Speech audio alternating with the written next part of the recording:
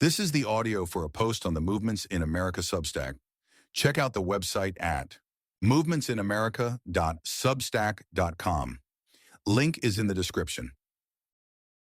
If I want to start a movement, who is easiest to start with? It's a new year. You've been thinking about new beginnings. I've been thinking about new beginnings, mostly about how to begin new streams of multiplying disciples and churches. In an attempt to think about starting something new from a different perspective, I've had a hypothetical question bumping around in my head. If I were dropped into a random city in America and wanted to start a disciple-making movement, how should I start? Of course, the first thing I would do when I get to Imaginary City, USA is pray and ask the Holy Spirit where He wanted me to go, and I would do that.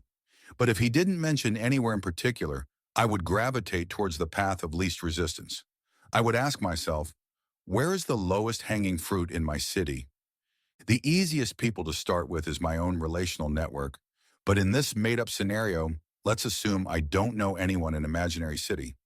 That means I would either need to enter into a new community or create a new community. I am not as skilled at creating community through events with intent, so I would choose to enter into a BLT community. Remember, this is a community where I could build relationships naturally with lots of lost people and tell them the gospel. There's probably thousands of BLT communities in Imaginary City, so again, where is the path of least resistance? Since the gospel travels down social networks, I would want to choose a place that has the strongest connections among the largest number of people. Here's 3 options that come to mind. 1. Prisons. My friends Guy and Don have each seen multiplication in the prison systems of Texas. From them, I learned that if you can find a believer who's willing to make disciples, they can start to multiply fairly rapidly because everyone lives in such close quarters in prison blocks. The gospel can go from one person to the next as the Spirit moves. From this learning, I checked to see if there were any prisons in Imaginary City that were open to faith-based programs. If I could find one, I'd start a training group of believers who wanted to be disciples who make disciples. 2. Schools. I came to Christ while in college, and it was so easy to share with dozens and dozens of classmates. Everyone lived side by side and wanted to socialize, so I met lots of lost people to share the gospel with. I was able to share with at least 100 people within the first few months of salvation. My friend JV in Houston started a Discovery Bible study at a community college by setting up a table with a Costco box of chips and a sign that said, "Free snacks, free prayer." After a few weeks of this, a few students started coming to his Bible study. So in Imaginary City, I looked for a college where I could start outreaching. I prefer community colleges because I think the students there are a bit more humble, and many of these schools have no Christian groups. Large universities often have at least a dozen. I'd do something like JV did to meet students and go from there. 3. Military bases. I don't have a military background, but my friends who do find fruit at bases.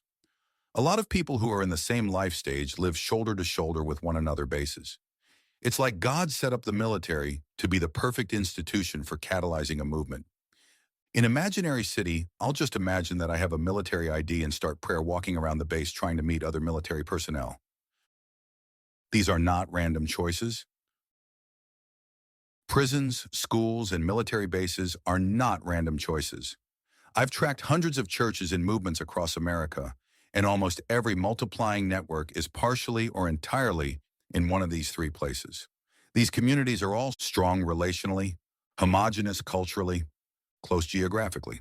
Because these social environments have these 3 qualities, they most closely resemble villages overseas where movements thrive. This is why I believe that the easiest people to start a movement with are prisoners, students, and military personnel.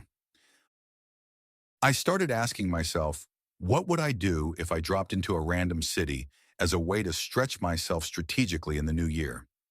Thinking the areas of the lowest hanging fruit has made me think long and hard about where I need to go to start a new stream of multiplication. If you are trying to start a movement in America, consider how you and your team can target prisons, schools, or military bases. You might just find it to be more fruitful than anywhere else. Comment on the post if you want me to cover a topic you have in mind in 2026. Thanks for listening. Be sure to pick up my book, Movements in America, on Amazon and Audible if you want to learn more about how God is multiplying disciples and churches around the United States. The link is in the description. Subscribe to this podcast and my Substack to stay up to date with my latest posts. One of the best ways to support this work is by leaving a 5-star review of this podcast. Thank you for the help.